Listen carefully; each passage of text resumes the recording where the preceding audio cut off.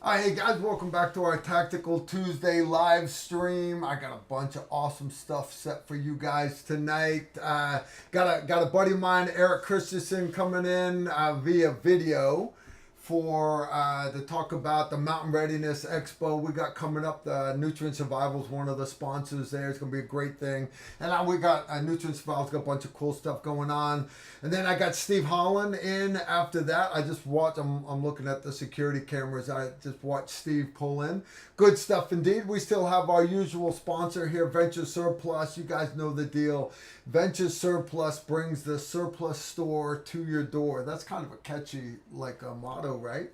But the reality is you don't have to go drive to Fort Bragg and then hit all the pawn shops outside base, all the Army surplus stores. You want the same good stuff that the military's running? Go to Venture Surplus. They got a bunch of good stuff there. They got a lot of Marine gear, which I think is kind of cool because always having my A-team surrounded with the Marines, that's the kind of gear I'm used to seeing around me. So anyways, good stuff. Check it out at venturesurplus.com. All right. They got free shipping and returns also, which I think is kind of cool.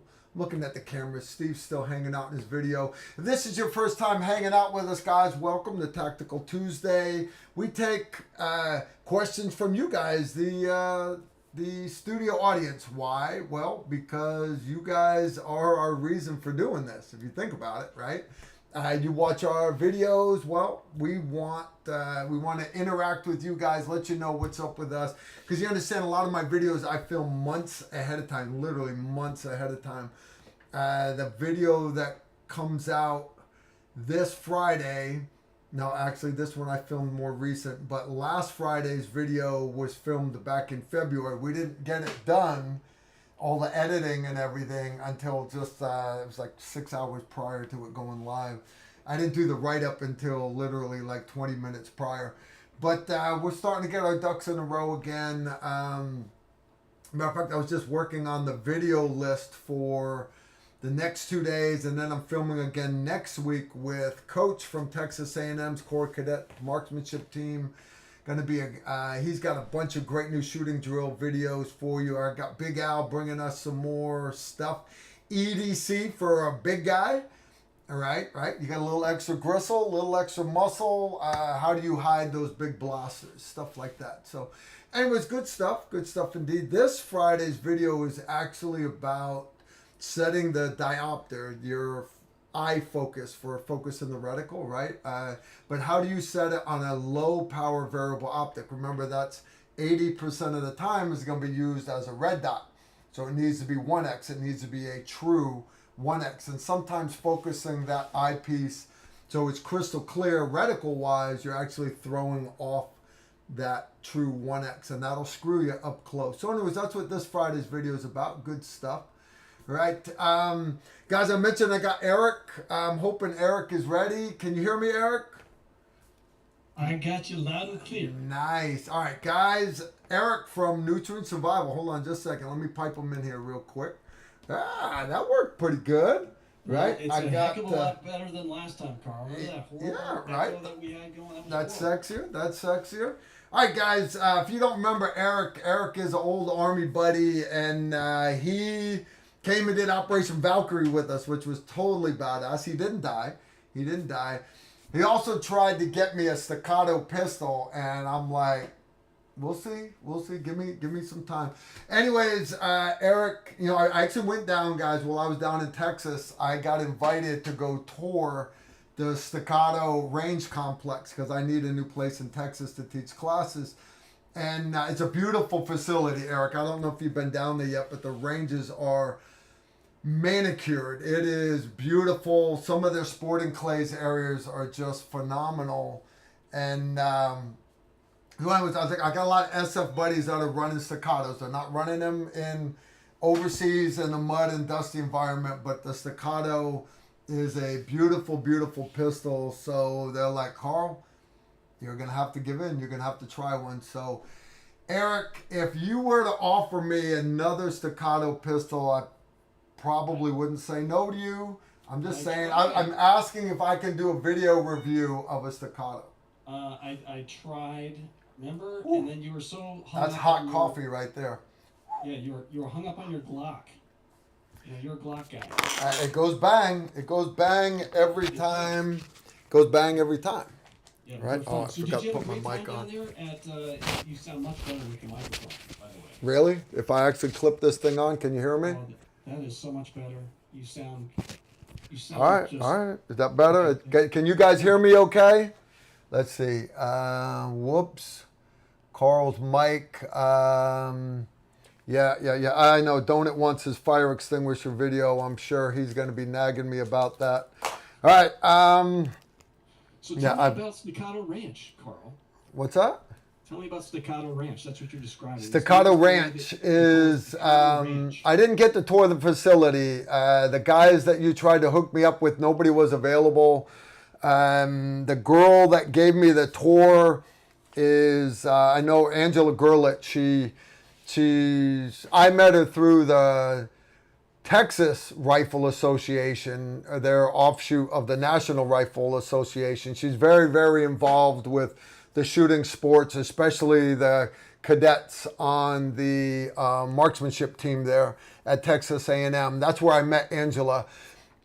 She's been brought on as I want to say a contractor to help Staccato get the ranch up to where it needs to be.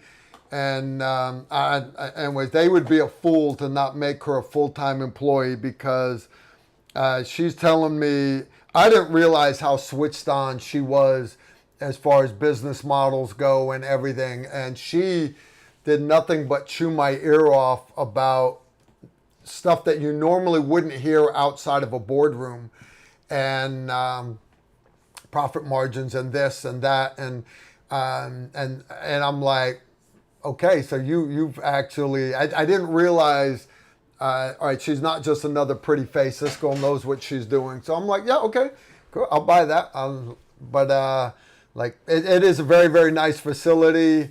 I guess they've got a couple Airbnbs right near, one of them actually on the property where it would be possible for my instructors, because that's a big thing for me, Eric, as far as going out of state like that.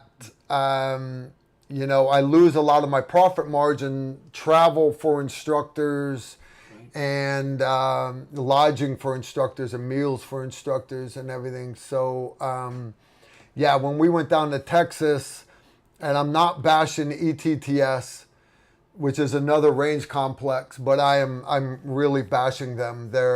It rained cats and dogs, okay, but like Staccato Ranch is.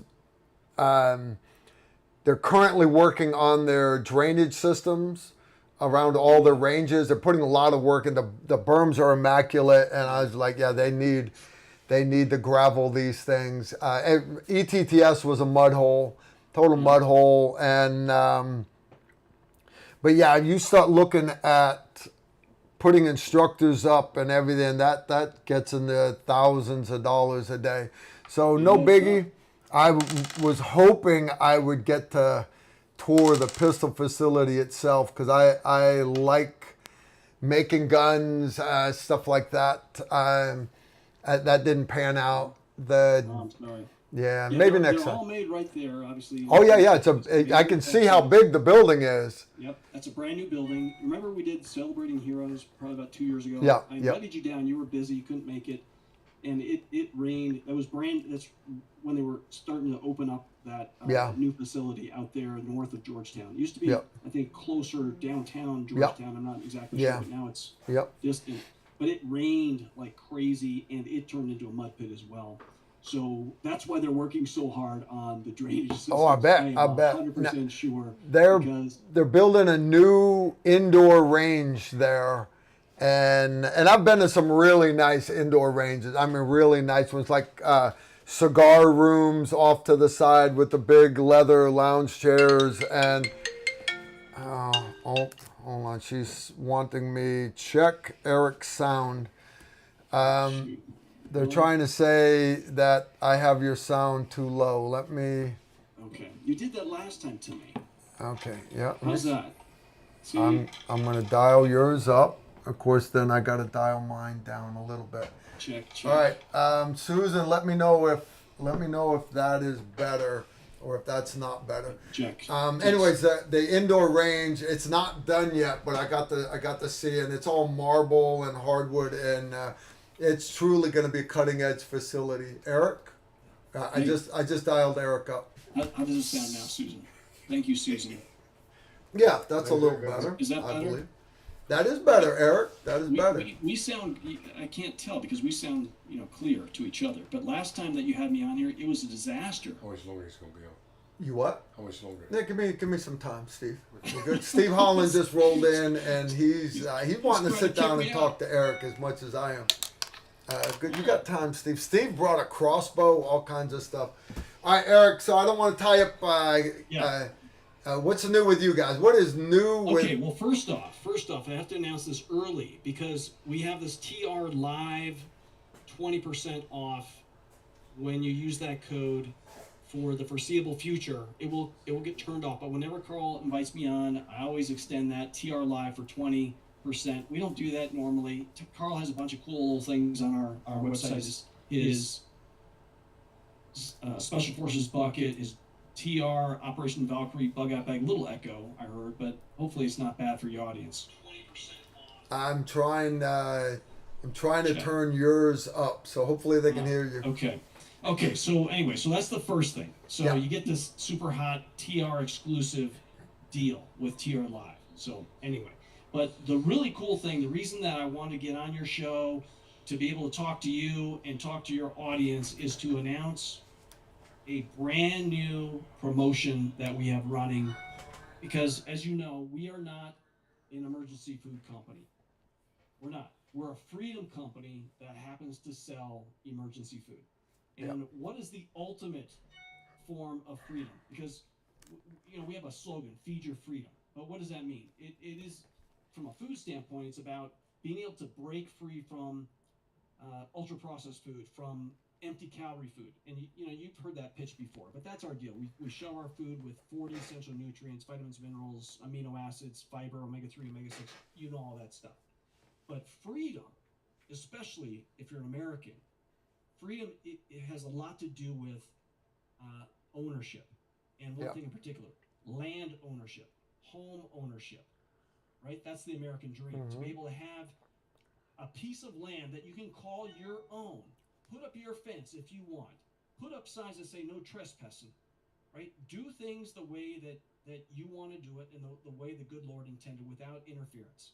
That's freedom, right? Protect your family on that freedom. You've got your piece of paradise out on that hill, and it's awesome. I want to talk to you about it. But we're doing a brand new promotion.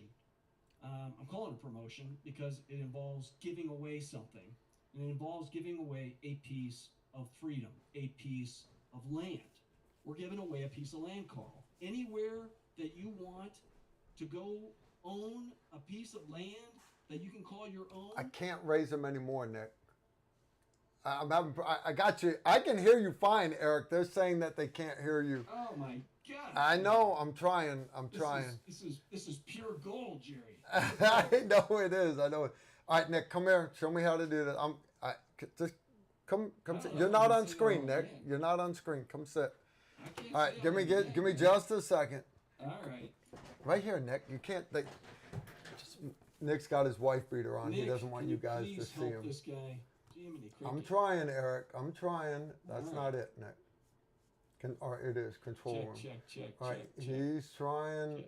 Dial him up a little bit higher. All right. How we doing? See, he's still here. He needs to be right here. I sound great to me. Yes, you do. To me, you sound awesome. I know. I hear you great too, but I don't know. Something's going on with your board there. You'll figure it out. You'll just keep using me as your video guinea pig until we figure this out. You're doing good. Nick is doing good. How we doing? Keep talking, Eric, because I can hear. Well, you can hear. Okay, well, you're going to repeat all the stuff for me then. All right, so anyway, we talked about the TR Live 20%, limited time until people stop using it, but when you invite me on, we extend that out. But this piece of freedom sweepstakes that we're doing, it is never been done before that I'm aware of. never been done before. And we're putting our money where our mouth is because we are a company about freedom and we want to give everyone a piece of freedom, a piece of land. However, we can't give everyone, but we can give one lucky winner. So what we're doing is we've got this promotion. No purchase is required, by the way. You can go look at the official rules. You can send us a postcard, or not a postcard, but read the rules, okay, but a letter. And you can enter that way. Or any purchase automatically enters you into this sweepstakes. And at the end of September, we're going to pick a lucky winner, and we're going to help them get their piece of freedom that they've got their eye on. That's the idea. What do you think? I think it's awesome. When Becky first sent me the email about it, I was like, man, I got to get in on that. And it dawned on me, I'm like, I'm not supposed to get in on it. I'm supposed to let my viewers get in on it. So we'll make you guys get, if you guys haven't been hearing, I know they can hear you. They're just having to do this to hear you. But you guys heard it. Get in, get those orders in, and you get entered, and you end up winning a big fat check to put towards a slice of land, and that's awesome. That's it. Wherever you want. So there, if you go to the website, the first thing you're going to see is a really cool video that just makes you dream of all the places that you could go off and call your own. There's some examples on the landing page, the Peace Freedom landing page, where there's 10 acres in Colorado, or 35 acres in Texas. Or if you're in California, you want to go to California, you can do that too. 2 acres. No, you got to be inside America, people. None of that California stuff. I won't condone that. Won't be my viewers, Eric. No. It's wherever you want to call your piece of freedom. If you want to buy your neighbor's property, if you want to extend and get a little more, to your existing, or if you want to have a bug out location, we want to give you $10,000 towards that purchase. So get your dreaming going, get your eyes on some things. Carl, I wanted to ask you, what would your piece of freedom look like if you were to win that? The sweepstakes. There's a lot of like-minded people in Idaho. I like Idaho. Idaho is a good-looking place. I really loved Utah. It's the desert, and I like the desert, but they're starting to do crazy stuff up there, getting rid of cutting down acres and acres of trees and clearing. You can't drive and mountain bike here anymore because we're going to put up solar farms, because that's better for the planet than the trees, but mental. So honestly, I'm thinking Kentucky. I'm thinking Western Kentucky. If I had to have a bug out, maybe Eastern Kentucky, maybe. No, well, you're pretty Western right now. Right? Yeah, no, I'm just north of Fort Campbell. Yeah, Katie's, how do you say it, Katie's? Yeah, Katie's, Kentucky. I don't want everybody buying $10,000 worth of land in Katie's, Kentucky, right? No, but for me, it would be go either north or south. And there are reasons to do both. For example, if, everybody worries about Yellowstone, which is a super volcano, by the way. If that was the blow, okay, understand that big cone of ash is going to shut down air all the way around the planet. It's that big. But understand it's not going to last forever. You just need to get away, get out of the path of it for a while. Okay, so take the family, go on vacation for 2 weeks. You're good. A nuclear meltdown for whatever, it could be a terrorist attack at a nuclear plant. And there are nuclear plants west of here, outside of St. Louis, wherever. But again, which way does the cloud go? Which way is the weather patterns going? So for me, I'm not really looking bug out location per se. I'm more of a mobile kind of guy. But for me, I want a little vacation spot. That's what I like. I like to go on vacations. So I think that's the other part of it, because some people want to have a place that they can go in their RV. Yeah. Or they want to go vanning, or they want to go hunting. Yeah, exactly. I was just going to say, having a little cabin somewhere a hunting cabin where you could go do elk hunting or caribou or somewhere like that, something that you can't get around where you're living, that's the perfect place to stock pantry packs and number 10 cans and TR buckets and for sure. I'm glad you mentioned that, because one thing I failed to mention was, in addition to the land, we're going to stock you up with 90 days worth of nutrient survival emergency food. I don't know. I can eat a lot in 90 days. Is that like normal rations, or is that Carl Erickson rations? Okay. 30 days of Carl Erickson emergency food. I don't eat that much. Now, if I had Emery can put some chow away. 90 days would be about 81 days. 81 days of Carl. 81 days. You're going broke with your training. You're feeding all these guys that are eating 3 times as much as they should. But Emery's a grown boy. I got to support that boy. Yeah. No, so I that's hot. Idea. Hot coffee. Just think if you had a piece of property that you could go off and spend, time with your kids and do the camping thing and make a ritual, or even your grandkids, because now isn't your daughter recently married? I know she just graduated. Not married. No, nothing like that. Okay. But she is. She's doing pre-med right now. She got a nursing degree. She worked for a year as a nurse. Very proud of her. But she's decided she wants to go back and be a doctor now. Well, so we're gonna have grandkids soon. No grandkids. Do not. No grandkids. No. I have a granddaughter named Ada. Okay. She's my niece's daughter, but I treat her like she's a grandbaby. So in other words, I spoil her rotten. I give her lots of sugar and Mountain Dew, and then I hand her back to her parents, right? Like a good grandparent's supposed to. Yeah. I've been accused of that before. Are you gonna be Grandpa Carl? Grandpa Carl. No, I'm Uncle Carl, not Grandpa. When Nick has his, and when your daughter, I don't want to say her name on the air. I know what it is, but I won't say it on the air. Yep. You're not in a hurry to be a grandparent. No, I'm not. No. So anyway, you got to have a place where you can go off and teach them the way of the land and how to survive. So how do they get in on this again, Eric? So super easy. You may not even know it, but we started this thing April 1st. Every purchase is one entry into this contest. Or I'm sorry, sweepstakes. I got to be careful with that. Sweepstakes. It's not a contest. It's a sweepstakes. Yeah. So it's random. No purchase required. You can go check out our official rules and figure out how you can enter that way. But the easiest way, if you have a subscription with us, you're automatically, every time that subscription gets filled, you get an entry that way too. It's running to the end of September. I think your odds are under 1 in 25,000. Okay? Wow. This is not like winning the mega ball lottery odds. These are realistic odds. Yeah. Realistic odds. I was talking to somebody earlier. We were playing some poker the other day with my family. We like to do that in our spare time every now and then. And my wife, we just recently started doing it. My wife ended up getting a royal flush.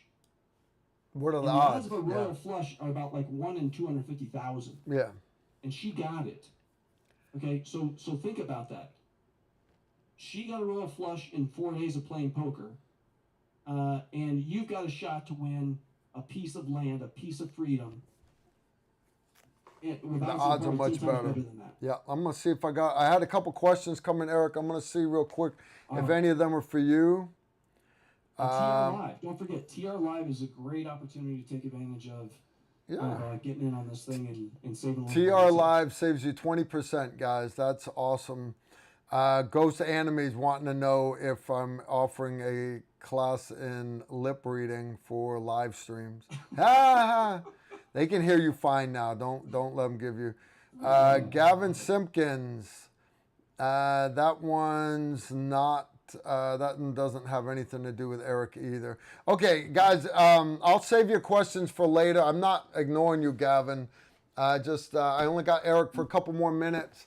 I appreciate that, Carl. Thanks for having me on. Oh, indeed. Hanging with you. You're an awesome partner. You've been with us since the very, very beginning. It's been 4 years. Can you believe that? 4 years. It has been that long. Man, we're getting old, dude. We are getting old. I am coming back out to Moab, Utah in September. I'm not going all the way out to Reno, Nevada, as much as I want to. But I will be visiting with you at Mountain Readiness Expo. You are still coming? I am. I've got that on the agenda. Awesome, awesome. May 5th, out there, May 5th, 6th? 4th, 5th, and I want to say it's 4th, 5th, and 6th. Friday, Saturday, Sunday, right? Yeah. In and around Charlotte. Yeah, it's a Friday, Saturday, Sunday. I'm going to pull up the actual dates, guys, so you don't lose your mind. D-Day jump. Nope. I'm sorry, 3rd, 4th, and 5th. That's a Friday, Saturday, Sunday. Guys, Eric will be there. A bunch of great instructors. We are going to have an instructor. A lot of people are staying at it's a big campground where this is at, with a fairgrounds on the side of it. Most of the instructors are staying in a campground. Eric will be in a nice 5-star hotel, probably. Yeah, I don't think they have Harmony. It's Harmony, North Carolina, right? Maybe, probably not. But you might get a 2-star. You know, you get the 1-star or the 2-star. I know how to sleep under the stars. There you go. You are welcome to hang out. I'm going to have my off-road camper with my Jeep. And Emery's towing the TR Target trailer. And I think his plan is to hang his hammock between my camper and his trailer. And, but if you want me to bring you a tent, Eric, I'll bring you a tent. I could pack an extra sleeping bag for you. But if I was you, I would get the hotel room. But anyways, we're in the evenings. We're going to be hanging out around the campfire. And guys, I'm pretty sure we can talk Eric into hanging out with us. I'm planning on, I have a few single servings left over. All my favorites are gone, but I've got a few others that are still awesome. And I will be bringing some of them. So you guys can knock them back around the campfire. Well, it's a good time. I'm looking forward to visiting with you, Eric. It's gonna be fun indeed. Gonna be fun. All right, Carl. Thank you. Yep, you taking off, or you got anything else for the peanut gallery? Last words of wisdom from Eric. I love the asylum. Thank you. I'm so upset with Carl. He's always got my sound screwed up. So we'll figure that out eventually. I am new at this live stream stuff. It took me a few years to get it figured out. Now I hit my son up blindly. I'm like, hey, I need you to get Eric on video, and he's like, I can do it. Yeah. But your glorious video. I think they can hear you okay now. It just took me the whole live stream to figure it out. All right, Eric. Always a pleasure. And we'll have you again in the near future. I look forward to seeing you here in a couple of weeks. It's going to be awesome. I can't wait. All right, Carl. Thank you. God bless. Take care, brother. Bye. All right, gents. Here we go. All right, guys. I got Steve Holland's going to be coming on here in a few minutes. He's hanging out in the bar. And we're going to have us a good time indeed. While I'm waiting for Steve to come back and visit with you guys, I want to just go over. I want to let you guys know. I mentioned Mountain Readiness Expo. That is a Friday, Saturday, Sunday. We're doing a bunch of small little seminars in that. Me and Emery have been invited. We're not making nothing off of this thing, but some of the seminars that we're doing are like situation awareness, combat mindset, women's AR-15. Because the reality is husbands should not be teaching their wives how to use a rifle. So the husband set up you a rifle, said it's yours, and he set it all up for you. Tell him to go away. You bring your rifle, 2 empty magazines. I got all the dummy rounds with you, for you. We're doing how to set up your body armor. We're doing how to improve your dry firing. We're doing reverse grip knife fighting techniques. We're doing another 2-hour seminar on how to use a winch and a high lift jack for vehicle recovery, off-road type stuff. Bunch of short little 1-hour, 2-hour blocks of instruction. But the cool part, and I mentioned my wife's coming with me, and a bunch of the other TR people from the asylum here. Karen and Toby are coming, and Susan's coming. A bunch of people are coming. Fred and Maria LaCourte are coming. We're going to have a great time. But some of the other classes, me and my wife, we were going through the list of seminars, and there are a lot of seminars geared specifically to women and spouses and people that are new to preparedness and homesteading. And they've got kids classes also. So if you've got kids 10 or under, you want to go to other classes, the kids can go the others. They'll have multiple adults at each one of those. You don't have to worry about nutbags being with your kids and stuff. But anyways, it's a great weekend. But then it's done Sunday afternoon. Starting Monday, me and Emery, we are staying there when everybody else is cleaning up. We're driving to a nearby gun range, and we're doing combat pistol on Monday, combat pistol carbine on Tuesday and Wednesday, and then Thursday and Friday are high-risk concealed carry pistol. And that's all inside the waistband, holster, all kinds of great shooting. We actually just taught that same class here in Clarksville, Tennessee. And it was a great class. Everybody that attended was like, wow, I didn't realize how much I sucked with a concealed carry pistol. And it's not so much that you suck, it's you improve so much. Emery is the lead instructor for that class, that 2-day class, and he does a great job with it. He really does. Oh, sorry, I got to bump up my mic here. All right, you guys are telling me I need to bump up my mic a little bit. I believe that's what you're saying. All right, now you just turned back. I had it up fine when you turned it back. I didn't touch anything, Susan. All right, I got a couple questions have come in. All right, I already did that one. Gavin Simpkins threw down 5 Australian quid. Carl, today marks 85 years to the day since my stepdad's father, Kenneth Charles Simpkin, was KIA in the trenches of Tobruk with the Desert Rats, 2nd of the 2nd. Well, Gavin, hoist a shot of Foster's beer for him, and you can be proud of the service that he did for you, did for everyone. S.com. Oh, I'm sorry. This is JD. What did Carl do to his nose? Guys, I actually got scratches all the way down my forehead and everything from, I was putting on body armor over my head. It was concealable body armor, and the edge of the plate had a sharp edge, and it actually, I'm not going to stop in the middle of a class, so I kept right on going. The show must go on. But yeah, I'll heal up, guys. You see I've got raccoon eyes. Can you see it better on this side? From my shooting glasses, and then my head is ghost white from me wearing a baseball cap the whole time. That's not ghost white, guys. You want to see ghost white, you gotta look at my belly. My belly is ghost white. My ass is surface of the sun white. You don't want to see my ass, though I'm sure a couple of you would. Frickin' nutbags. All right, let's keep going here. All right. I'm trying to get this one open. There we go. I got it. All right. David Bobing, Carl, I hope all is well. Can you give us an update on the thermal scope you are testing? I'm in the market for one. Thanks so much. I don't see it on my desk here. Hey, Nick, if you're watching, can you bring me that thermal? I think it's up in the kitchen. Maybe it's... Is it in here? No, it's not in here, guys. Sorry. I actually just approved the video.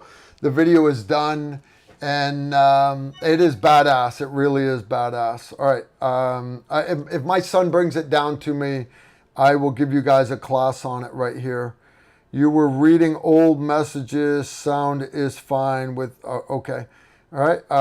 Yeah, it was just that one right there. Question, hi Carl, did you ever release the badass thermal you've been testing? I was just talking about that subject. We filmed it a couple weeks ago. I've still been playing with it because it's fun to play with, and I'm hoping he'll let me hold on to it for a couple more weeks because I want to bring it to Mountain Readiness to show a bunch of people there. But I just approved the video, and the video goes live on... Come on. Don't make a liar out of me here. All right, let's see. I believe it's next week, guys.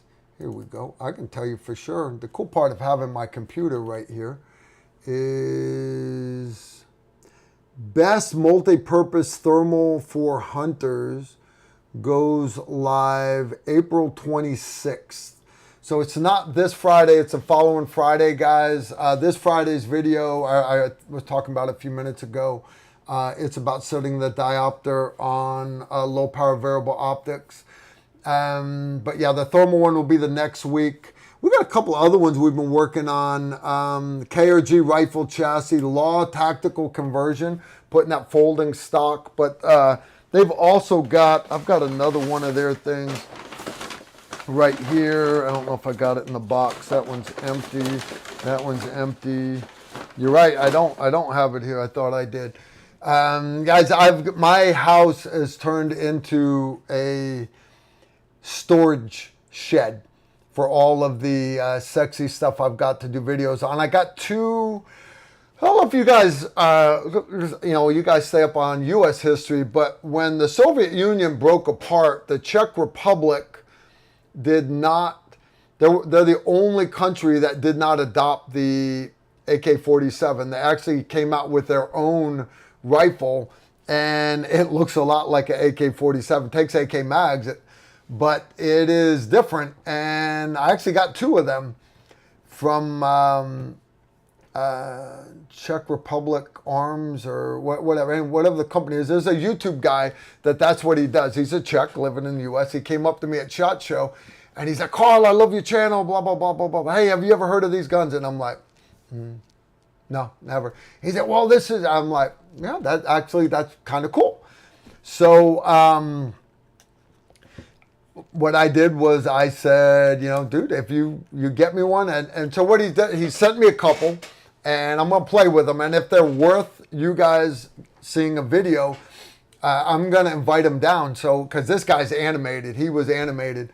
I'm like, bring him down. That way I've got a subject matter expert there. You guys notice I'm big on having a subject matter expert presents the subject, because I want to be taught by a subject matter expert. So I try to bring to you guys who I would want to teach me.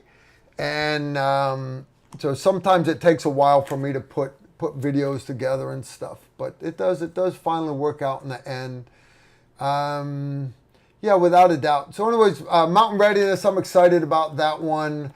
That's in May. Again, it's only a couple weeks away. And then July, because you guys know June, me and Nicholas and Emery and David Duenas, his daughter Ashley, and Chris Smith, and Kyle Lamb from Viking Tactical, and all these other guys, the guys from Horse Soldier Bourbon, and a few guys from Black Rifle Coffee and Grunt Style, everything else. We're all going to Normandy, France to go parachute in June for the 80th anniversary of D-Day. Couple jumps, a lot of drinking and partying. D-Day anniversary in France is like Independence Day here in the States. It used to be really important, but now the young people don't care about Independence Day. Same thing in France. The young people don't care about D-Day. They don't care about it because, they've got genders and shit like that to worry about. So anyways, it is what it is. We're still going to go. It's going to be a great party for us. And I need to dial my sound down just a bit. It's clipping. You guys aren't letting me know. That's all right. You guys let me know if the sound is bad. Yeah, it's the VZ58, I believe is what it was called. Yeah, no worries. So what else? When we get back from there, the 4th of July, our Independence Day, and I've got a few things in late June, bringing the film crew back down. The only other thing I've got before then is I've got a private class in Texas right before the NRA convention. So if you guys are going to be in Texas and you're interested in hooking up at a coffee shop or somewhere for lunch, something like that, give me a shout out, and I will be at the NRA convention. And whether you support the NRA or not, guys, it's better than you supporting Antifa. I like to go to the NRA convention. Yes, I support gun owners of America more, right? NAGR, there's all kinds of other there's all kinds of great gun organizations out there supporting the Second Amendment, but the NRA should not be completely written off because it is the original one, and it has continued to grow and grow and grow. And you look at some of the legacy programs that they started, the Johnny Appleseed program, teaching new shooters and stuff like that, and then they realized you could buy politicians, and they got into that, I don't know, 50, 100 years ago, buying politicians, because that's how you get things done in this world. Like it or not, that you guys understand. If somebody says they're a lobbyist, you understand they buy politicians. That's what you're doing. They bribe people, and lobbyists are worse than politicians are. Because if there were no lobbyists, politicians would be honest people that made 50 grand a year. A doctor would go be a politician for a couple years, and then he'd go back to being a doctor. A mechanic or a grocery store owner would go be a politician for a couple years, and then he'd go back to running his grocery store. That's how it was meant to be. But lobbyists are like, what's that word? Vulture? No, there's another way. One of the other languages, lawyers, lawyer, vulture, same thing. Oh, still, man, I like this cup. I got this from Tim. Tim, this cup's awesome. It's keeping this coffee hot. Hot coffee is so much better than cold coffee. Woo! I frothed it up while we were waiting for Eric to log on. All right, I've had a couple more come in. We'll wait on. All right, in July, high risk travel, don't even ask about it. We got another class in July called Low Light, No Light Shooting. And it is late July. It's right after my birthday. And we're going to run it the same as we did it last year. I just got the email confirming it today from AGM Global Vision. They will be sending brand new Ghost White Phosphor PVS 14s. And they've also got their own new aiming lasers. So brand new PVS 14s, complete green bag, everything. Helmet mounts are separate. We got to give them back. But at the end of the course, if, because I limit it to 9 students. So if you want in on it, you better get in on it, because I think I've already got, I want to say it's half full already. Yeah, I think it's half full. So if you're interested, you better jump on it. At the end of the course, if you want to buy your set of nods, you can buy your PVS 14, leave right there with it, and you're paying my price, basically. They cut me a good deal. I'm not even allowed to say how much it is, because they have different level of sponsorship, right? So like Amazon buys the most, or whoever, Euro Optics, whoever it might be, they get the Delta level discount. But you're not allowed to sell it publicly below such and such mark. That way it allows them to say they're the cheapest on the internet. Yeah, fine, whatever. But the reality is you're going to get them cheaper through me, because I'm not selling the nods to make money. I'm selling the nods for you to come to the class. My goal is to train you guys. And then the aiming, IR lasers, visible lasers, stuff like that. That's all involved in the class. Bring a pistol that's got your flashlight, your optic, whatever you want to run. You bring your rifle with your optic, your flashlights. We start off the course first half of the day with white light, and then the afternoon we get into the different types of night vision and everything. And then the second day we get deep into it. Pistol with nods, rifle with nods, and then we have a small shootout there. I provide the UTM and UTM ammo for it. You just pay for whatever ammo you use. So if you're double tapping targets, perfectly fine. But if you're zipper drilling the targets in the shootouts, understand you're going to spend more money on ammo than the guy that was just doing double tap. Anyways, that's July. September, we are teaching, beginning of September, end of August, beginning of September, I'm taking off for a Jeep trip with TR Overland, the Tactical Rifleman Overland team. I got a couple of them here in the asylum.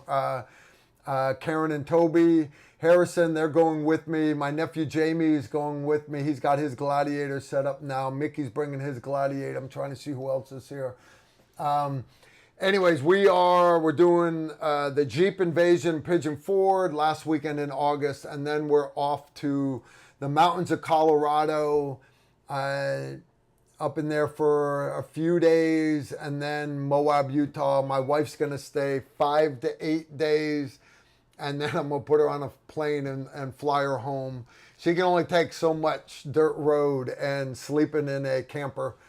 I understand. I do. I totally understand. But then Jamie's going to be my co-pilot so we don't tear up his Gladiator, because Moab has got some rough trails. We're going to leave his Gladiator in the campsite with my off-road camper and Toby's off-road camper, and then we're going to hit the trails in Moab. Moab is a great time. That gets us through the beginning of September. My plan is to be back the 18th or 19th. But then we roll right into another marathon of tactical rifleman classes. We've got Gunrunner Carbine 2-day class, Gunrunner Pistol 2-day class, Combat Pistol, there's Steve, Combat Pistol Carbine, Carbine Zero Mastery, Advanced Pistol Carbine, Battle Rifle 1, and then Combat Shooting Mastery, another 1-day class. Guys, that's 13 days of straight class. You don't have to sign up for all of it. Steve, how you doing, brother? Steve brought a crossbow today. That's so cool. I love crossbows. And then after that, guys, we've got October. We got Patreon class. I got a few other classes: high risk travel, drone, tactical drone defense, tactical drone operator. Those are November, December time frame. That wraps up the year. That really does, guys. We got Steve Holland. He's getting ready to come on the show here. Steve, how you doing, brother? You made it? Yeah, I just outside listening and listening. You know, how you been doing? Doing good, man. Doing good. All right, guys. So I get questions from my moderators. If you guys got questions for Steve, you got to put your mic on. They're gonna yell at me if you don't put your mic on, dude. I bet you that was the ding right there. Have Steve put his mic on. Damn it, Carl. All right, let's see if everybody can hear Steve okay. TR Nation, how you guys doing? Can you guys hear Steve okay? Happy Tuesday. I got a bunch of hey Steves. Vince is giving you a shout out. All right, next question right here. Carl, if their shit hits the fan happens and he had a group with him, what firearms would he have if there was only one firearm for each person? Yeah, we actually talked about this a little bit in Battle Rifle. Set it up like a souped up infantry squad. Depending on how many people you have, run it like and I won't even say an A team, run it like a souped up infantry squad. You need to have a drone operator, but more important, everybody should have some, like-minded guns so we can share ammo. The one exception might be for my designated marksman. If I only had one thermal to put on a weapon-mounted rifle, it would go to my designated marksman. He needs to be running a thermal, a suppressor, and a heavy barrel with a bipod. Outside of my designated marksman, right, everybody else, your normal riflemen, right, because you understand you're not going to have an M203 grenade launcher and stuff. But one thing that you could have is what they call the squad automatic rifleman. Now, Marine Corps is actually doing away with their minimes, their M249 saws. They've gone back to an H&K, so that if they don't need a saw, you've got another rifleman. But if you think back Vietnam era, the guy with the M16, the squad automatic rifleman, he just had a bipod that he clipped in front of the bayonet lug, and his job was to shoot on full auto while everybody else shot on semi. And the thought process behind having an automatic rifleman, and understand he doesn't have to be full auto. He's just a guy that is sending down rounds to keep the enemy's heads down so that they cannot put effective fire on you. And if you don't know what I'm talking about, that's kind of the stuff that we were covering in Battle Rifle 1. We get into using low power variable optics and magnifiers and everything else. We get into starting to get into individual tactics, and it's a build up to Battle Rifle 2 where you're actually going to be moving as part of a fire team. And but we got into a lot of, hey, what would I want to teach somebody before they attended Battle Rifle 2? And so anyways, I built Battle Rifle 1, and that's a couple of things that we talk about. Designated marksman, we talk about a squad automatic rifleman. And but to round out my team, notice I mentioned drone. I would have a drone operator. I'd have a designated commo guy. And but more important than the weapons that you have is the training that you have. Because understand, if you just grab 7 guys together that don't ever train together, it doesn't matter if y'all are all running $5,000 Daniel Defense guns with thermals and night optics and all this other crap. If you don't know how to work together as a team, you're screwed. Or you're just 7 individual riflemen.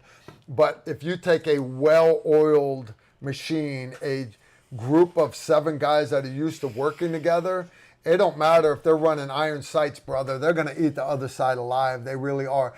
When you have 2 near peer groups, that, in other words, trained to the same level and equipped to the same level, then and only then does technology really give you the edge over your opponent. But if the numbers are the same, it's a fair fight.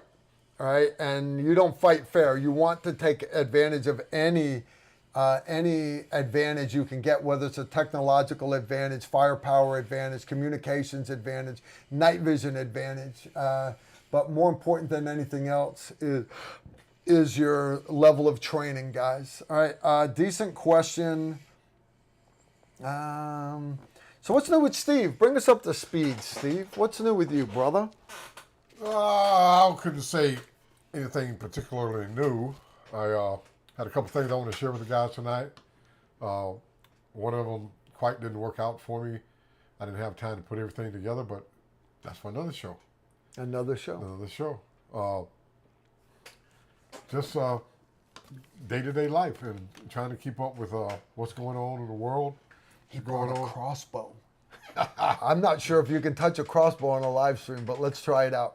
Here's the deal, guys. We are recording, so I'm going to let Steve show you a crossbow. It is not a firearm. All right? For my Google moderator that's watching right now, a crossbow does not fall under BATFE. It is not considered a firearm. All right? So if you're my Google moderator, go back upstairs, have your mom make you some more Hot Pockets, and you stay up there, all right? Do not be turning off my stuff. Steve, what you want to share with him? Yeah, absolutely. Guys, I'm giving ready? You... Steve. All right, I'm going to slide over. I'm going to keep my mouth shut. Well, you don't have to keep your mouth shut. You're welcome to come in. I am going to... I love crossbows. Crossbows are so cool.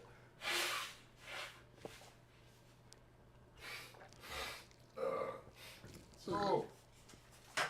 Pineapple punch, guys. It's kind of, it's got a lot of coconut water in it. It's great with just the right amount of coconut rum in it.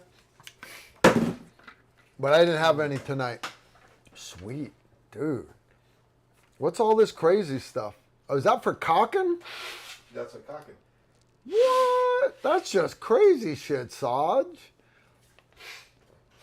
Woo-wee. So you're gonna have to give me the class on that. You guys know that I'm a big fan of cold steel knives and a lot of cold steel products. And before I get into the cold steel crossbow, cold steel started into cold steel crossbow. You're shitting me. I shit you right. So before cold steel decided to make a crossbow, they jumped into the archery industry Cold with steel. their innovative design of what they call the cheap shot broadhead.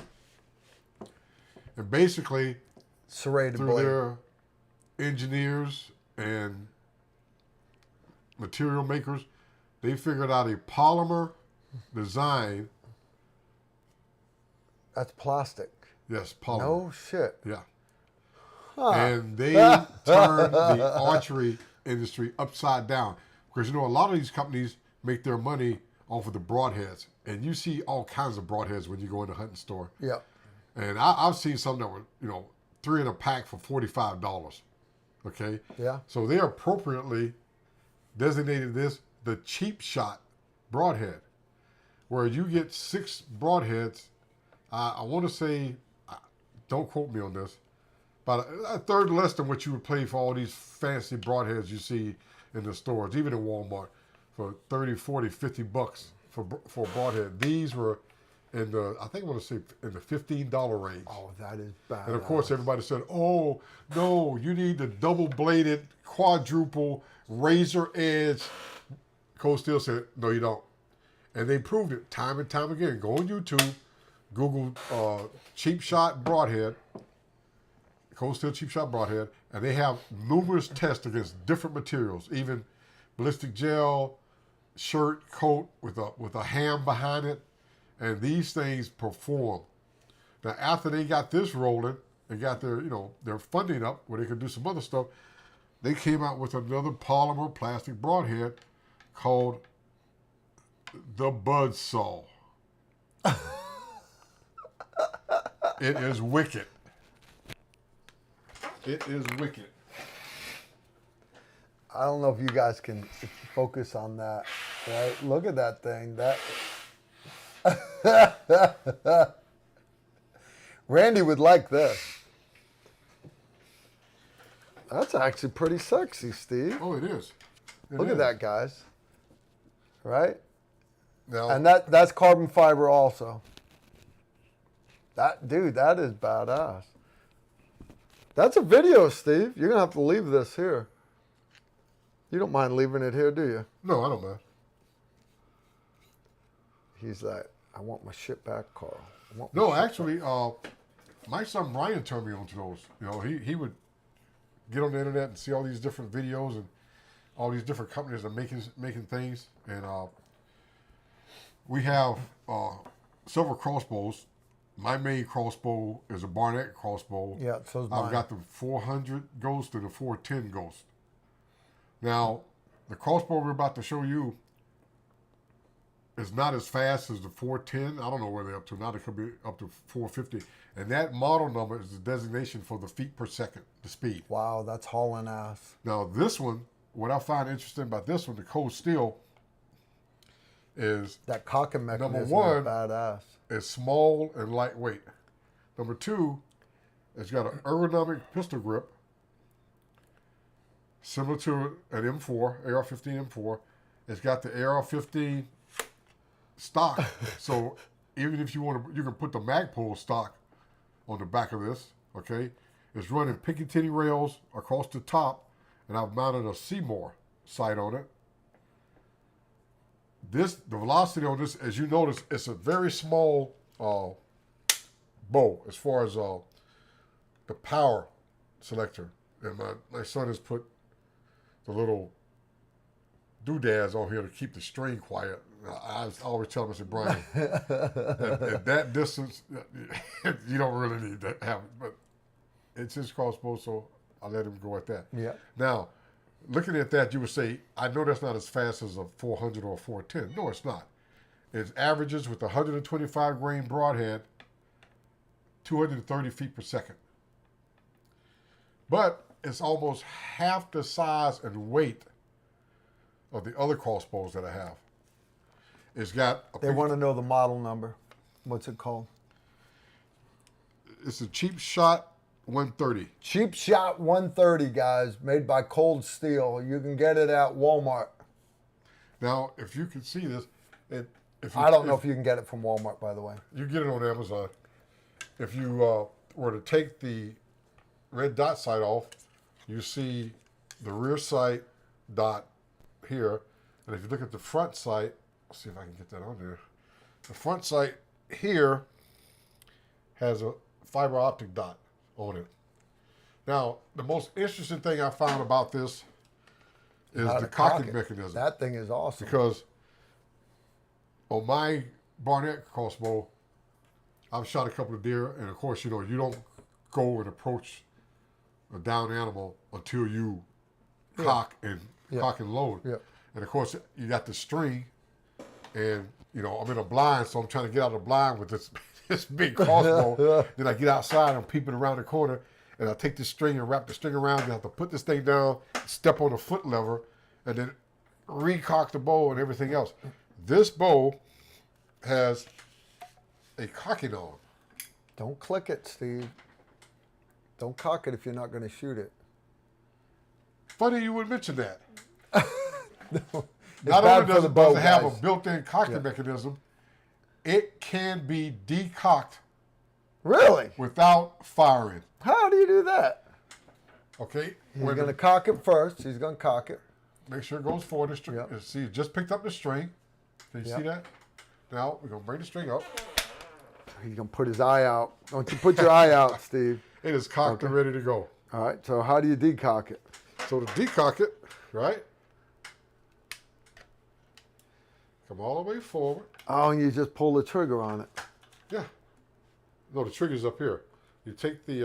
right there. Yeah. The, whatchamacallit. Put it on fire and pull it back. Yeah, I gotta do that.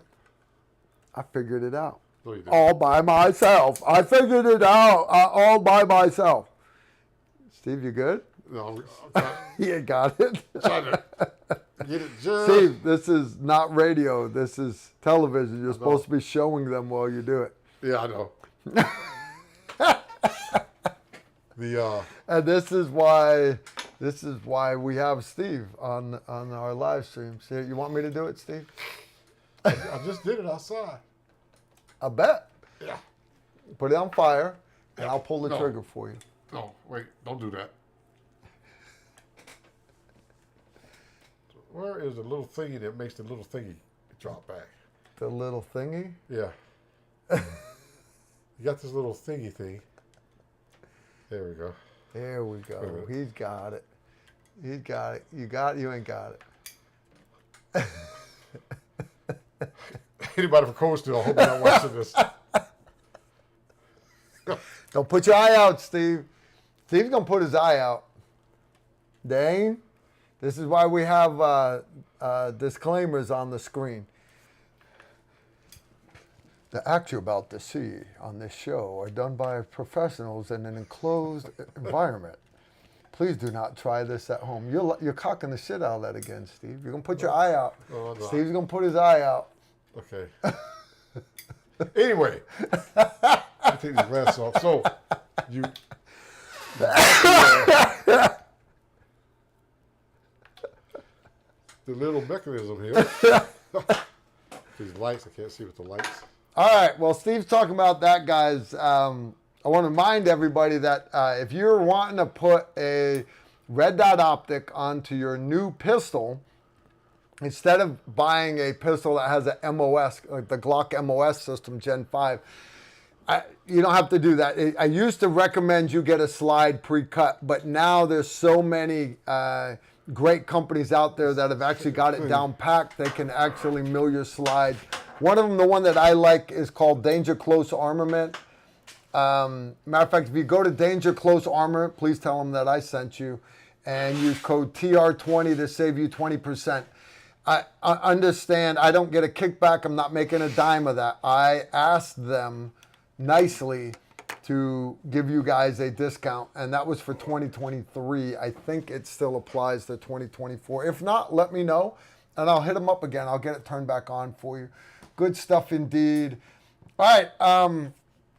I was talking about videos we got coming up, and Big Al is going to be coming here hopefully Friday afternoon or Saturday, and he wants to do some EDC videos. Now, I'd also put Steve on the books for doing a couple other videos with me, including one on my my Henry Homesteader, which actually takes, it's a 9mm carbine, but it actually takes, it comes with a proprietary mag, but it also comes with a different floor plate that allows you to shoot Glock mags. I like that because, one, it doesn't look like a god-awful assault rifle. That would be terrible, right? I mean, it's not, guys. Look at that thing. It looks like, I mean, it's wood stock, everything. But the cool part is you could have it with you no matter where you're traveling, and you're not going to freak out people. And it still takes the same magazines that your sidearm does. Steve, you figure it out yet? Yeah, I did. You got it?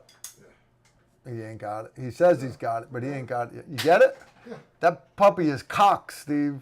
I know, it's cocked. You want to go outside and shoot it? Put it on fire and then pull the trigger.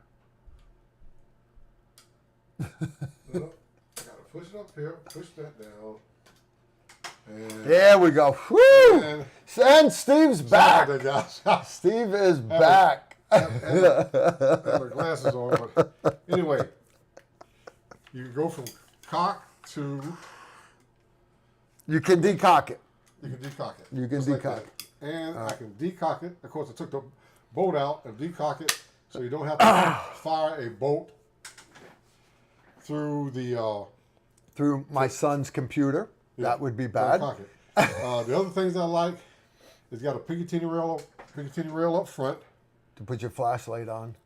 You got Picatinny rails on the sides, so you can put your flashlights or your lasers on. Lasers. And if you don't want to use a foregrip, you can actually put like a Harris bipod on it. So if you're sitting in the blind, you can open the bipod and set the crossbow up with the bipod. Nice.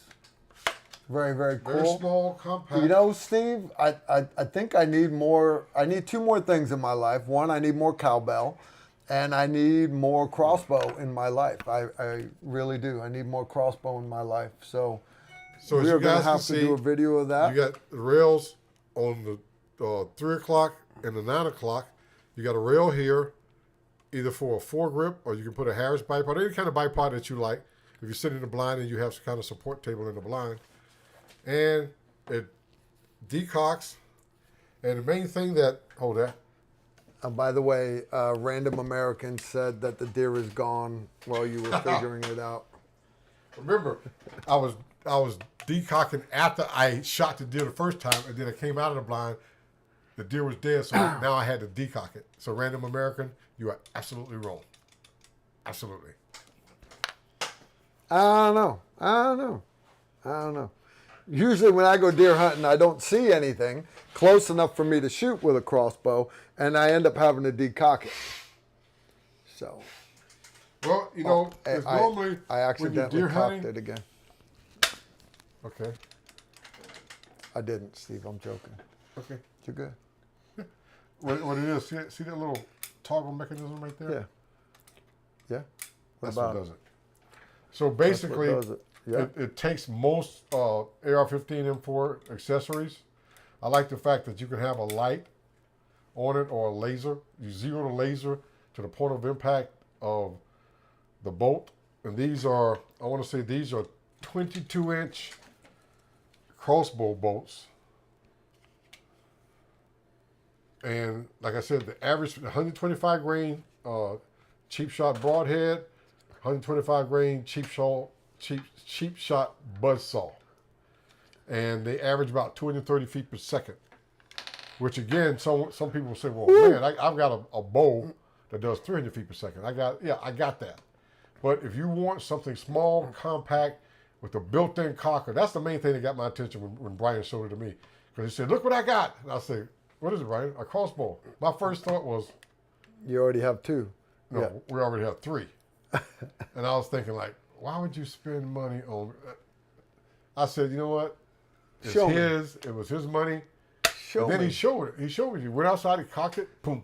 I know this is your son's because he put... Oh, yeah. Anytime you see those rubber touch pads and stuff like that. His son loves his peel and stick compressible. Polyurethane. Yeah. No, I love, And, I love your with son. He's got it right here too, dude. And it's comfy. That shit is comfy. He got me something to put on the Barrett. Did he? Remember? Yeah, your son did. You got the Seymour red dot sight? Yeah, Seymour, that's old school right there. Yeah. Exposed, the original exposed emitter. we got rained on cats and dogs. This past pistol carbine course and combat pistol and a little bit on, it all blurred together. We did 9 days of classes, but a lot of the guys that were running exposed emitters on their pistols, they were having a hard time finding their dots. Yeah, go figure. Who saw that coming? I like that, Steve. I appreciate you bringing it in. Guys, the Cold Steel Cheap Shot 130. Cheap Shot 130. Very cool. I want to say it's under $300. Yeah. Yeah. And again, I like the fact that I've got the M4 style stock. I got 1913 rails everywhere. I've got the ability to cock without having an accessory. Because I've been out a couple of times, and sometimes I think I put my cocking string handles in my cargo pocket. And I think a bush pulled it out one time. And that would suck. Yeah, that sucked. So I actually cocked a Ghost 410 by manual hand, and that took some effort out of my back. Because when I got back to the truck, I was like, "Oh man, where did that come from?" I was like, "Oh, that's gosh." funny. But you got to do what you. But the do problem was what you got to do. decocking it, and I even had boats broadheads that have this big, giant rubber ball thing in the front of it, so you can fire the crossbow into the ground with this big cushion thing built on it. Okay. Which I didn't like. So when Brian showed me that, I said, "Wait a minute, I can decock this thing." So just something I thought you guys would be interested in. There's some videos on YouTube about it. I had one guy, he was doing speed drills, and I'm thinking he was firing, cocking, firing in less than 10 seconds, about 9 to 10 seconds per shot. 6 rounds a minute with a crossbow. Yeah, as if whatever you're shooting at is going to be standing there going. All right, but understand that was an assault crossbow. They need to be disbanded. Yeah, They need to be outlawed. Yeah, maybe we can come up with a crossbow suppressor. Who knows? But still, Cuts the twang down by 4 decibels. But you never know. But I thought it was very interesting before they did the crossbow, when they came out with their line of broadheads, because the broadheads I was using with my crossbow, I forget the name of the company, but they're a real popular company. Mm-hmm. And you know the ones that have the straight razor and the other small razor? Yeah. I think I was paying something like $37 for I think it was 3 of them in a pack. Mm-hmm. And when Brian showed me these, I said, "Well, Brian, how much do those things cost?" He's like, $12. I said, $12 for 6? And then I went online to see if anybody had actually proven that they've got the ability to actually kill an animal. Of course, Cold Steel, being the type company they are, wouldn't have put them out if it didn't work. Exactly. But I did find a lot of videos of people shooting hogs with these things, especially with the buzzsaw.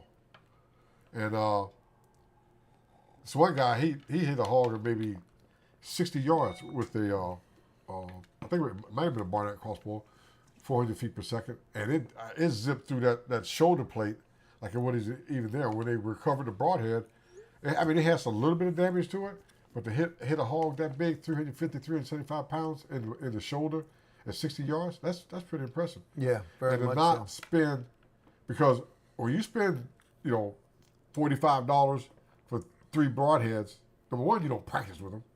You got the little practice thing. Number two, if you miss a shot, you're going to find that. You're going to go somewhere, you're going to dig it around in the thicket and the wait a minute vines and everything else, because that was $45. So these, I find them impressive. I really don't have anything attached to my to either my arrows or my bolts anymore than the Cold Steel cheap shots. So, Really? to all you guys out there from Cold Steel, you're welcome. Glad to. Me and Emery were just talking about.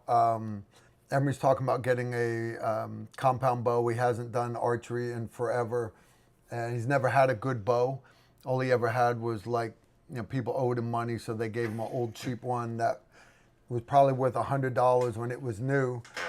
And I'm like, so he's wanting a Hoyt or a Matthews, and I'm remembering, back it was 2002, because I used to get a new bow every 10 years or every 5 years. Every 5 years I would buy a new bow. And it was 2002. I got a Matthews, and I went top of the line with it. It was awesome. But then that was at the beginning of the global war on terror, and it just didn't end. Our deployment started going back to back to back, and it's hard. It's hard for you to come home from a deployment and say, honey, I love you, but I want to go sit by myself in a tree for 10 hours. Yeah, you just can't do that. So I pretty well, my whole bow hunting, crossbow hunting career ended when the towers fell. So I have my new bow, but it's been up in the attic for so long, the hot attic. You understand, Christmas candles melt in my attic. So I'm sure my bow, the limbs on my bow are destroyed by now. Because you're supposed to unstring a bow if you're going to store it for more than like a couple of months. And I don't know anybody that's actually done it. I know I never unstring mine. I tried archery just to have that extra season. Yeah. And with all the gimmicks and sights and the distances, and I got this point and this point and that point, I just couldn't get into it. And the thing that really broke me out of it was archery started on Fort Campbell in September. And this was probably, I don't know, in the mid, like 2003, 2004. And so I said, you know what? I'm going to be busy when rifle season comes up, so I'm going to go archery. I was in one of the areas right off of Staccato Ranch, DZ. Mm-hmm. And some guys must have scared up this deer because I was across this fire break. There was an overgrown cornfield, and I heard this crashing. Mm-hmm. And, of course, I'm like, okay, my bow, I got this, got that, the point, the pins, all this other stuff. And I'm like, okay, here it comes. And a doe runs across the fire break, then a buck follows behind her, and they went right behind me. I said, man, they're going right into the wind, because I was facing the cornfield with the wind coming in my face. And just as the deer turned around, the buck, I went whistle real loud, and I'm trying to, okay, he's at 25 yards, that's the pin, is that the pin, is that the pin? And he's like, look at me, I said, shoot! Shot. I hit him, it was a good shot. I hit him right, right at the base of the throat. And so you can't drive a vehicle onto the fire breaks of Fort Campbell unless you are recovering a deer. Okay. So I walked 2 clicks. This is about 10:30 in the morning, in the 1st of September. I walked 2 clicks back to my truck. It's still hot as hell out there on Drove sunshine. Back to where the deer was, went into the brush, the cornfield, got the deer. By the time I got there, it was so many gnats and flies and mosquitoes. And I'm like, oh my gosh. So I'm trying to field dress this thing. As soon as I open up the body cavity, it's like, I was like, oh God. It must have been, it had to be like 89, 90 degrees that day. And I finally got him drug out of there, and they were just stuck to the blood that was on me. And I was like, oh my gosh. I said, no, okay. Early season hunting is done. Bow hunting is done. I didn't really get back into it until I was at the SHOT Show, and I was passing by the Barnett booth, and somebody that I knew was at the booth, and I stopped to talk to him. I kind of like glanced at the bows and all this other stuff, and we had started a conversation about crossbows. And one of the salesman guys, came up to talk to me about it, and he kind of overheard us because he knew this guy who had been going to the SHOT Show for 40 years. He had another booth, and the guy says, I understand what you're saying about crossbows and all this other stuff. And he said, I'll tell you what, we'll make you a deal. Come back the last day of the show, and I'll give you a SHOT Show friend of industry discount. I said, really? He said, yeah. So the last day, I stopped by around lunchtime. They said, no, it's got to be at the end of the day when we start taking down our display. Yeah. So I went back, and the guy, you know, he came over, started talking. It turns out that it was Mr. Barnett. Really? Yeah. No shit. Yeah, That's awesome. We ended up being really good friends because he's got a really good sense of humor. And so Steve gets to meet all the VIPs. So, You understand? Barnett is like the name in crossbows, or it was for 100 years, basically. yeah, and he's a really My whole super, life. He's a super cool guy. So we stayed in touch for years. So every year at the SHOT Show, the first day I walked by, and even if he was talking to customers or other things, I walked by and said, "Hey," he go, "Steve," I go, "You got me?" He goes, "We got you." So that's why I have 4 Barnett crossbows, because he gave me a really good price. That's awesome. That's awesome. And I tell you, they are awesome crossbows. Yep. That crossbow there, I know you see all these movies and shows, and some guys dressed like a ninja, and he's got this crossbow, tactical crossbow, shooting somebody and taking them out, and like the film Nikita and all this other stuff. It don't work like that, No. folks. It don't. You get hit, even guys that, and you know, when guys get hit by a bullet, the first thing that happens after they get hit is the first couple of words is, "I'm hit." And they start. So what's the difference with the crossbow? Yeah, the weapon is quiet. The person you shoot is not going to be quiet. Yeah. He's not going to just like, slump down to the ground. He's going to start yelling and screaming. Vietnam era, there were actual tests done for silent sentry takeout. And they had suppressors back then, remember? Suppressed MP5s, all that shit. But there were actually tests done with crossbows, and they had, you don't use wooden crossbow bolts because they shatter, and you don't use wooden arrows through a modern bow because you understand if it shatters when you shoot, those shatters, they're going into your arm. But with a crossbow, you could go fatter, it's shorter, but they would pre-cut them. So when it hit, the broadhead would still hit, but the arrow would basically, the wooden arrow would explode into the sentry, and they had the whole center of it. Think of it like a pencil, but instead of having graphite or lead down the middle, they were filled with cyanide. It was guaranteed the guy was going to die, but it didn't make him any quieter. Understand, if you shoot anybody with a bow, those of you that have been bow hunters, you shoot a deer, sometimes a deer literally drops right there and doesn't make any noise. That's that shock, that secondary cavitation from the rifle round. You do not get that with a bow or a crossbow. So they are going to squeal the top of his lungs. Big Fezzig asked, what's a good entry-level bow? He's asking bow, not crossbow.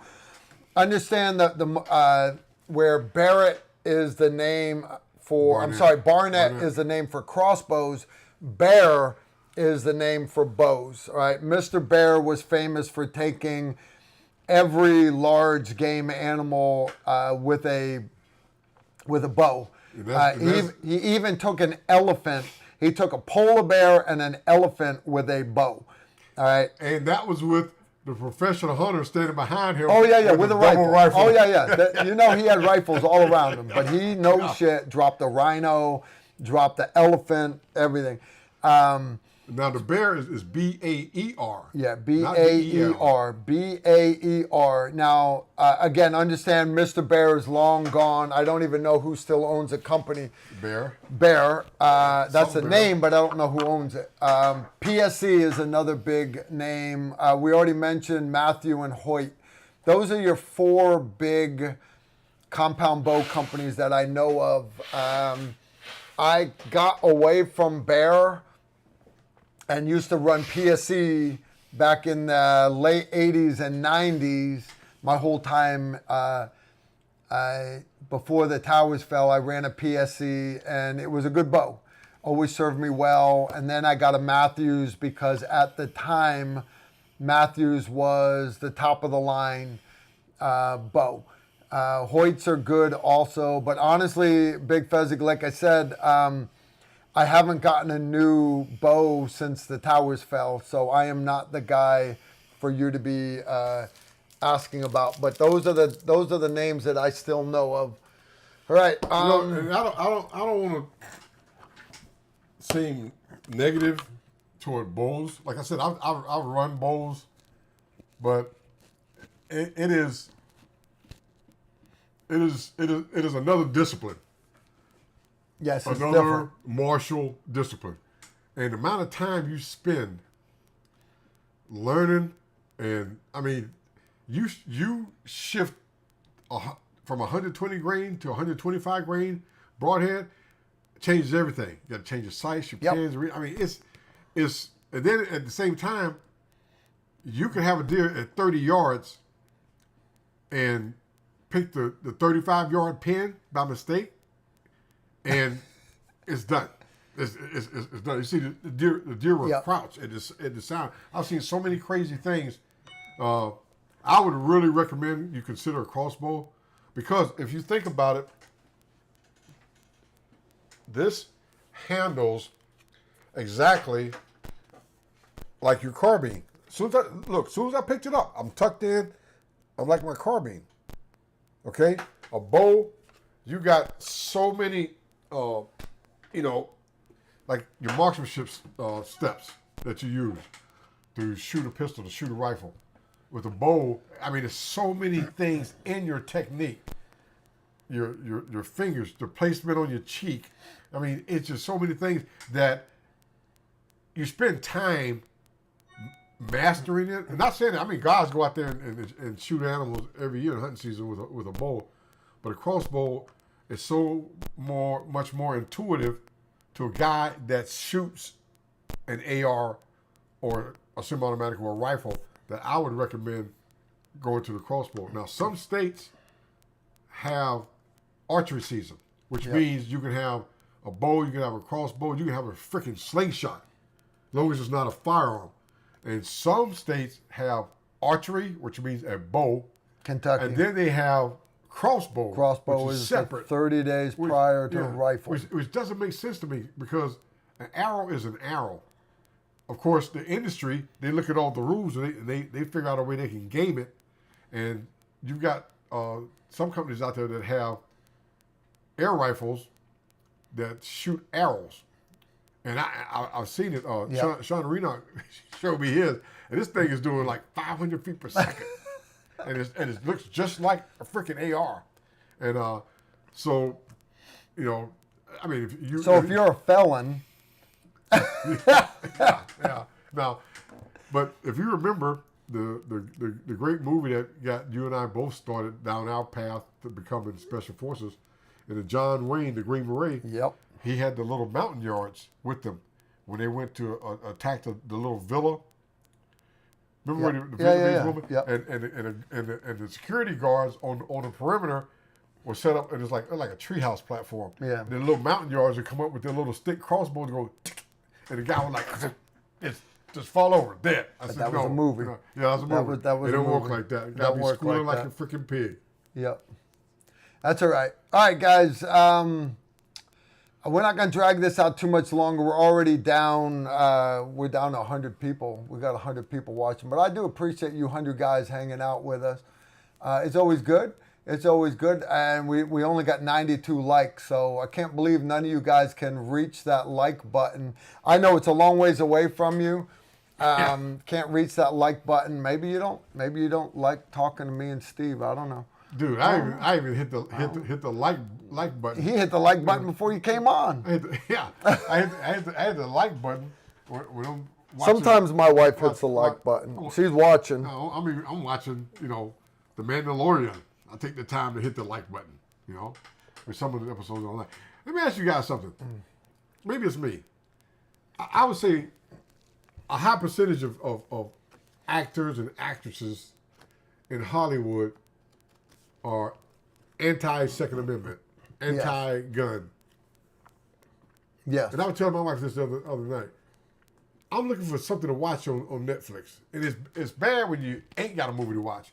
But when you ain't, it's like 1,000 of them, you're trying to figure out which one is going to hold my attention. And everything, as you scroll and it shows you stuff in the categories, every actress or actor, their shot is with a rifle. Yep. Or a handgun. And I mean, every freaking movie.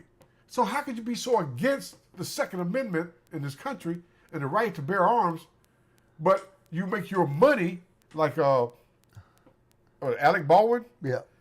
He's a big time anti. Oh, you know, yeah, great yeah, guy. yeah. But he made his money. Now he's made his prison time.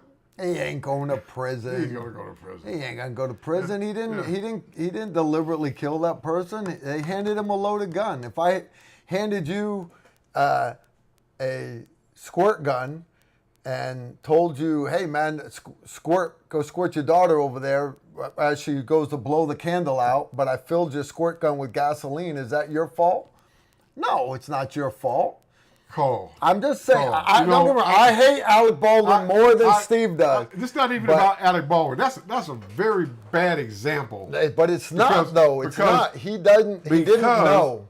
He didn't know. He's been making movies for 20 years. Exactly. He's a grown-ass man, and they're making a movie with firearms. And but he's at some point, faggot that doesn't know guns. Yeah, he's not a gun person. But at some point, I bet you he owns a CCW. I bet he doesn't. Not because he's got security guards. I bet he don't. And even if he does, he doesn't train with it. I know lots of people with concealed carry permits that can barely load the thing. They have their husband load it, they put it in their purse, and they say they're good. That's just the truth. That's the truth. That's the truth. There's a bunch of people out there that do not train. That's just the truth.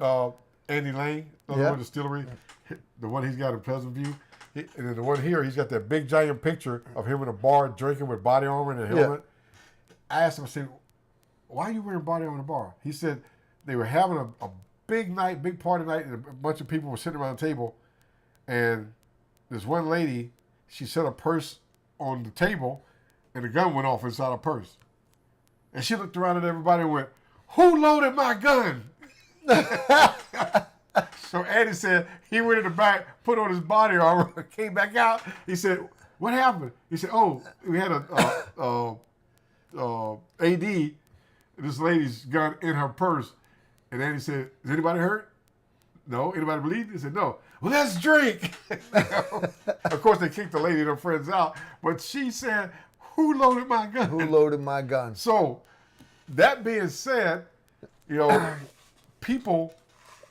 Another good example, the truck killing in Lumberton, North Carolina, the day before yesterday. Truck killing? Yeah. Remember the video I sent to everybody? Where the guy comes out with his EDC because the guy's hijacking his work truck with a big giant white panel trucks. The guy's got a road worker's vest on. The guy's hijacking it. The driver of the truck runs up to him, pulls out his EDC. I can't wrap my head around it. Shoots at the guy who's behind the steering wheel 4 times. Stealing the truck. Yeah, 4 times from like 15 feet away. Yeah, doesn't hit him. Missed him. The guy backs up in the truck, smashes a couple of cars, and then decides, you know what, that guy shot at me, and just flat runs this guy over. I mean, he didn't run him over. He ran through him. He flipped the guy up. I mean, he messed that dude up. This is probably an F-350. Yeah. Big white working panel truck, and he flipped this guy in the air like a killer whale flipping a seal.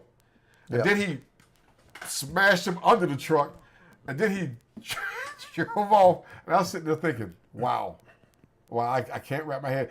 And not saying that someone that's stealing your vehicle, you get carjacked, does that require a lethal application?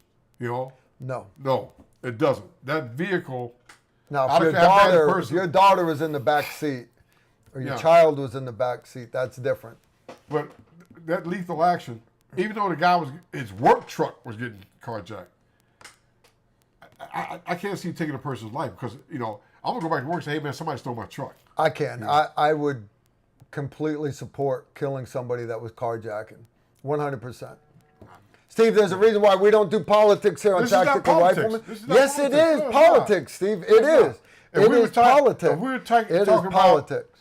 It's politics. They're getting ready to shut us down because we're talking about things that Google doesn't agree with. If we were talking about let's go Brandon, then that's politics.